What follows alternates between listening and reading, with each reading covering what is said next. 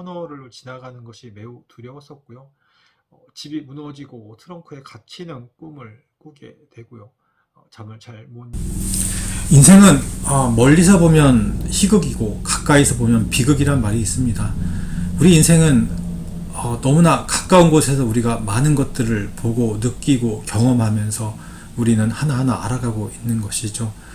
그런 우리 인생의 가운데서 이 고통이란 문제는 결코 피할 수 없는 문제인 것 같습니다. 만약 고통이 없다라면 그것은 정말 복받은 인생일 수 있겠지만 대부분의 우리는 그 고통으로 인해 그 고통의 깊이가 너무나 깊고 헤어나올 수 없고 때론 숨쉬기도 어렵고 그 갑갑함으로 인해 마치 벼랑 끝에 선거 같은 느낌이 들 때가 있습니다. 그 고통을 누구에게 나눌 수도 없고 누구로부터 위로받을 수 없는 그런 극한의 상황, 그 극한의 상황을 어떻게 지나서 다시 삶의 원 위치로 돌아올 수 있었는지에 대한 이야기를 좀 들려보도록 하겠습니다. 저의 30대는 굉장히 평범했지요. 평범하고 안정된 직장에서 너무 착하고 성실한 아내와 두 아이와 행복하게 지내고 있었습니다. 적어도 그것이 정말 행복이었음을 한참 뒤에 아주 오랜 시간이 지난 후에 깨달을 수 있었습니다. 단 한 번의 판단착오로 인해 나의 무지와 오만으로 인해 저질렀던 실수가 어떻게 그런 행복을 무너뜨릴 수 있었는가를 한번 이야기 드리겠습니다. 정신적 시간적으로 굉장히 여유가 있었던 직장 생활이었습니다. 30대에. 그렇지만 그 무모한 주식 투자를 시작을 했고요. 그것도 부인 집사람 몰래 안사람 몰래 빚을 내서 조그맣게 시작했다. 그게 욕심이 화를 부르고 무지로 인해 실패가 거듭되면서 다시 투자 금액을 늘려가면서 마치 제2금융권 같이 제2금융권으로 빚과 대출을 늘려가는 상황에서 다시 급등주를 쫓게 되고 만회를 위해 손실을 보게 되고 만회를 위해 또 금액을 늘리고 대출 원금 이자 상환의 부담을 느끼며 또 급등주를 쫓고 반대 매매를 당하고 손실은 커지고 이런 상태가 1년 넘게 지속되면서 심리적으로 완전한 공황 상태에 빠지게 되죠. 일을 제대로 할 수가 없었고 여러 가지 문제들에 시달리게 되었습니다. 결국 그러한 심리 상태가 너무 오래 지속되다 보니 심리적으로 매우 불안했고 새벽에 기상을 잠을 잘 이루지 못하고 일찍 기상을 할 수밖에 없었고 누워있는 아내와 아이들을 보면서 그 미안함과 죄책감으로 인해 몸을 떨 수밖에 없었습니다. 그 괴로움이 극에 달했을 때 운전대를 잡은 저는 어딘가를 들이받고 싶은 강한 충동에 시달리게 되었습니다. 부모님의 얼굴이 떠올랐고 아내의 얼굴이 겹치면서 그 실패와 그 죄책감의 두려움에 몸서리를 쳐야 했습니다. 그렇게 정신적인 피폐가 극에 달했을 때 저는 결단을 하게 됩니다. 마지막 순간은 피하자. 대부업까지는 가지 말자. 집사람의 무릎을 꿇고 모든 것을 이야기합니다. 집사람의 충격은 너무너무 어마했습니다. 저는 각서를 쓰고 저를 그렇게 믿어줬던 저를 절대적으로 지지했던 아내를 실망시키게 되었습니다. 그리고 어머님께 한 번도 그러한 불효를 한 적이 없었지만 그러한 자식의 모습을 보여드리며 다른 여러 가지 일 때문에 힘드셨던 어머니를 또 한 번 힘들게 만들었었어요. 그러면서 어머님은 또 아버지의 충격을 드리지 않기 위해 아버님 몰래 빚을 어느 정도 상환해 주시면서 저의 그 무모했던 아둔했던 그 실패와 실수의 이야기가 어느 정도 정리가 되어집니다.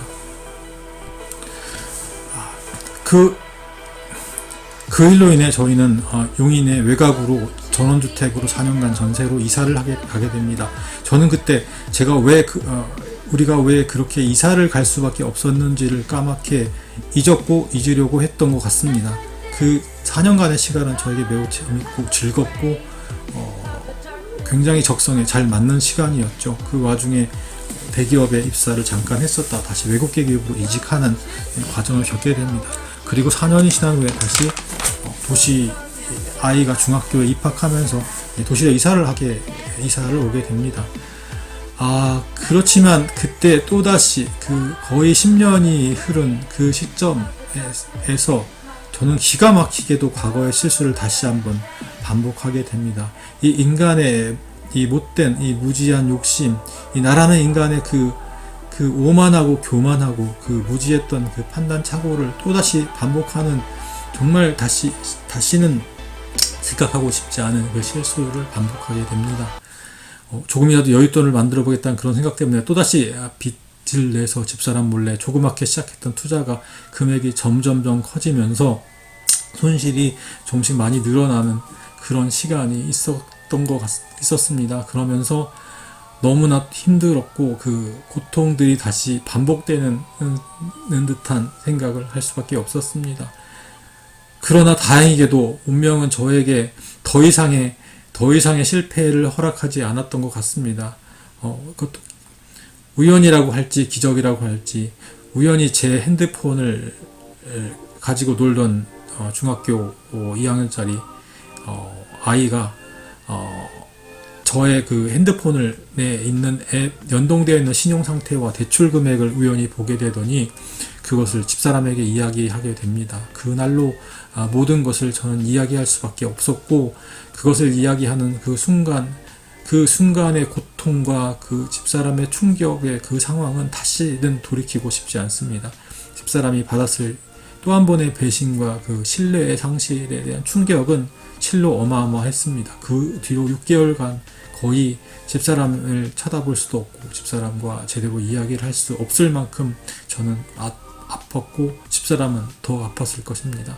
아내의 신뢰를 잃어버렸다는 것, 그리고 아버지로서의 권위도 많이 떨어질 수밖에 없었다는 것, 그리고 무엇보다도 스스로에 대한 자책과 괴로움, 그 우매함에 대한 그 자책으로 너무너무 괴로웠습니다. 똑같은 실수를 반복했다라는 그 고통, 너무나 컸습니다. 하지만 무엇보다도 저를 괴롭혔던 것은 아내의 신뢰를 다시 회복할 수 없을 것 같은 믿음, 신뢰가 회복될 수 없을 것 같은 단정, 그것이 저를 너무나 힘들게 했습니다. 너무나 괴롭고 그 미안함과 자책감, 그리고 불안한 감정들이 섞이면서 자리에 앉아 있을 수가 없고, 일을 제대로 할 수가 없고, 주위를 계속 맴돌고, 가슴이 항상 뛰고, 아내가 저를 부르는 그 목소리만 들으면 가슴이 10배로 뛰는 것 같았습니다. 무엇을 해도 내 존재의 의미가 느껴지지 않고 어떻게 살아야 될지에 대한 두려움이 너무나 크게 엄습해 오는 순간이 수개월간 지속되었습니다. 가장 무서웠던 것은 그러한 고통들이 극에 달했을 때는 남을 더 이상 누구도 의식하지 않고 오직 저만을 생각했다는 것입니다. 이제 모든 것을 내려놔야 된다. 왜냐하면 내가 무엇을 하더라도 그러한 신뢰나 희망을 찾을 수 없는 상황이기 때문에 이제 내가 판단을 하자. 나는 심장이 터질 것 같은 그 두뇌가, 머리가 터질 것 같은 고통의 순간, 그런 생각을 할 수밖에 없었다라는 것이죠. 터널을 들어가는 것이 매우 두려웠습니다. 가끔 집이 무너지거나 트렁크 차에 갇히는 상상을 하기도 하며 새벽에 잠을 잘 못 이루었습니다. 아이들이 어렸을 때 단란했던 모습과 걱정이 없었던 그 행복한 순간들, 아내의 젊었을 때의 모습, 부모님의 젊은 시절의 모습들이 하나하나 오버랩되면서 저는 마치 공황장애 같은 느낌이 들었고, 이후 진단을 통해 이게 공황장애 초기였다는 것을 이해하게 되었습니다. 저는 또한 가장 크게 제가 이해할 수 있었던 것은 사회적으로 명성이 있고 재산이 많은 그 유명인들의 자살입니다. 그들이 왜 생을 내려놓을 수밖에 없었던가? 그 돈의 크기, 유명세의 크기의 문제가 아니라 정말 정신적으로 바닥으로 내려가, 그 고통이 그에 달했을 때는 모든 끈을 내려놓을 수밖에 없겠구나, 생명의 끈을 내려놓을 수밖에 없겠구나라는 것을 이해할 정도로 정신적인 고통은 극에 달하게 되었습니다. 이러한 정신적 공황 상태인 나에게 어떻게 보면 기적과 같은 구원의 손길이 닿게 되는 사건이 일어납니다. 거의 제가 용인 외곽의 전원주택에 살 때 이웃으로 계시던 한 독실한 기독교 신자인 아주 선하신 남자분이 계셨는데, 그분이 저와 개인적인 교류를 하거나 별도로 만난 적은 거의 없습니다.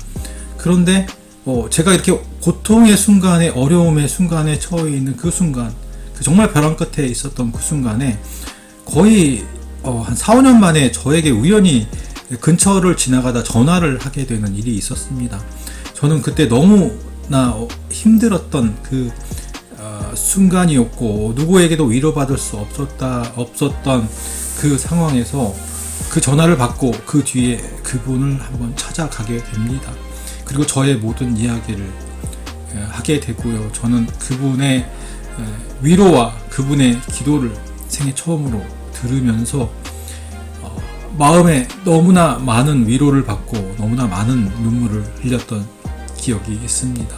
마음이 가난한 자는 복이 있다라는 성경의 말씀이 저 가슴속 깊은 곳에 꽂히면서 제가 그동안 해왔던 그 모든 실수와 모든 잘못, 그러한 것들로부터 위로를 받고 지금의 고통에서 조금씩이나마 벗어날 수 있게 되는 계기가 되었습니다. 그 이후로도 찬송가와 성경 말씀을 주로 찾아보면서 마음의 위안을 찾아가는 그런 생활을 하게 되었습니다.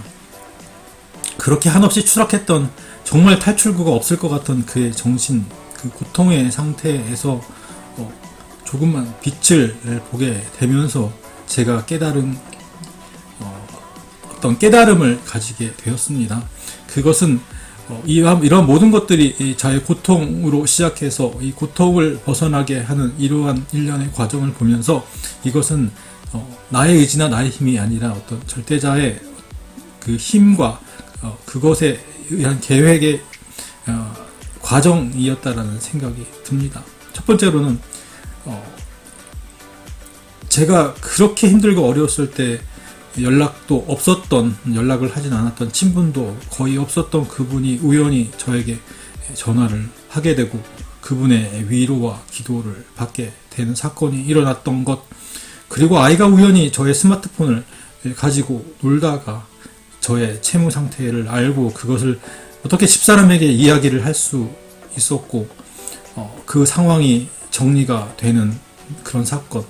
만약에 그때 그런 사건이 없었다라고 하면 저는 아마 상황이 그 이전보다 더 최악으로 치달았었을 것입니다. 그리고 아마 저의 인생도 거의 망가졌을 것입니다. 또한 이 아이도 역시 교회를 나가는 아이였는데 그 배경에는 몇 년 전에 5학년 때에 4학년 동네 아이와 놀다가 그 아이가 휘두른 골프채에 윗눈이 찍히는 사건이 있었습니다. 그리고 치료를 받고 약 한 달 뒤에 그 아이가 차 안에서 저희에게 하는 말이 만약에 그 아이가 조금만 밑으로 골프채를 휘둘렀다고 하면 나는 실명이 되었겠죠. 아마도 나를 하나님께서 지켜주셨나 봅니다 라고 이야기를 합니다. 그 전에 교회를 다니게 한 적도 없었는데 그 아이는 그런 이야기를 합니다. 그 이후에 그 아이가 동네에 있는 작은 교회를 혼자 나가기 시작했죠. 그러면서 저희 부모도 아이를 따라 몇 번 갈 수밖에 없는 상황이었습니다. 그렇게 모든 사건들이 일련으로 일어나면서 저는 이 삶의 의미에 대해서 깊게 깨닫는 계기가 되었던 것이죠. 일과 다른 보여지는 것에 의해 충족될 수 있는 것이 아니라 내 삶을 얼마나 만족하면서 감사하고 그 가족과 함께 작은 기쁨을 누리는 이러한 모든 것들은 감사와 행복의 의미를 담고 있다. 이것이 진정한 삶의 가치이고 본질이다 라는 생각을 체험을 통해서 뼈저리게 느끼는 사건들이었습니다. 삶의 무엇인가, 행복은 어디에 있는가, 물질로 충족될 수 없는 그 행복의 크기, 그것은 바로 나의 이 삶의 본연의 모습, 가족들과 함께 나의 소소한 일상을 누리는 것 자체가 얼마나 감사한 일이고 이것은 행복의 가장 중요한 조건이라는 것을, 그 삶의 본질에 대한 접근을 좀 더 진지하게 할 수 있었던 아주 커다란 깨달음을 저에게 주었습니다. 너무나 당연한 것 같지만 우리 종종 아주 잊고 지냈던 그러한 모습이었던 것이죠. 지금까지 저의 얘기를 들으시면서 다소 종교적인 이야기를 했다라고 할 수도 있겠습니다. 하지만 저는 지금 현재는 어떤 교회에 대한 어떤 공간적인 문제, 그 교회를 간다라는 공간적인 문제에 대해서는 아직 명확한 정의를 가지고 있지 못하고요. 지금 교회는 나가고 있지 않습니다. 하지만 제가 오늘 드리고 싶은 이야기의 핵심은 무엇이냐면 인생이란 것은 누구나 감당할 수 없는 고통이 찾아올 수가 있다는 것이죠. 하지만 그 고통을 어떻게 바라보고 대하는가를 알지 못한다면, 그리고 준비되어 있지 않다라면, 그러한 고통을 대하는 힘이 없다라고 하면 우리는 그 고통에서 쉽사리 벗어날 수 없는 경우가 많고요. 그 고통이 너무나 커졌을 때에는 우리가 손을 쓸 수 없는 경우도 있다고 생각됩니다. 바로 그 고통을 바라보는 힘, 그 고통을 바라보는 시선, 그것은 바로 삶의 자세일 것이고요. 그 삶의 자세라는 것은 그 삶에 대한 철학이 되겠죠. 그 어떠한 철학을 가지는 어떠한 힘을 우리가 가지고 있느냐에 따라서 그 고통을 벗어나고 바라보고 관리하고 새로운 희망을 찾아 우리가 당당하게 걸어갈 수 있다라고 생각이 듭니다. 저의 경우에는 기독교 성경 말씀에서 찾았던 것이고요. 여러분의 경우에는 그 어떤 것이어도 좋습니다. 사람마다 다를 수가 있기 때문이죠. 그것이 바로 유명한 철학자의 사상과 그 책에서 찾을 수 있겠고요.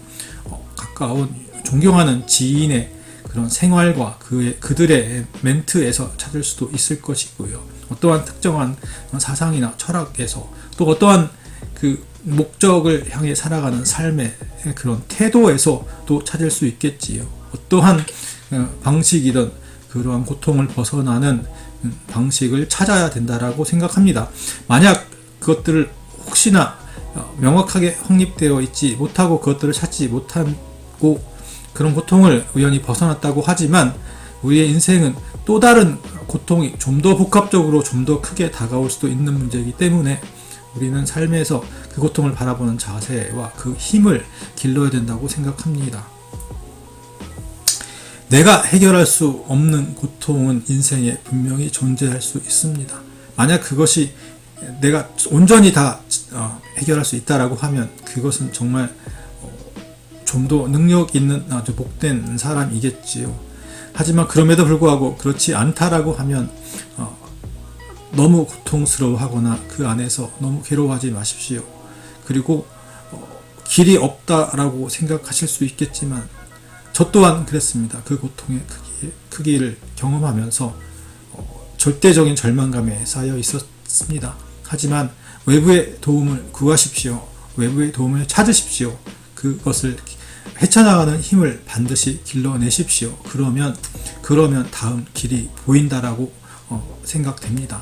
그 길 안에서 행복하시고 그 길 안에서 행복하게 인생을 설계하시길 기도합니다. 감사합니다.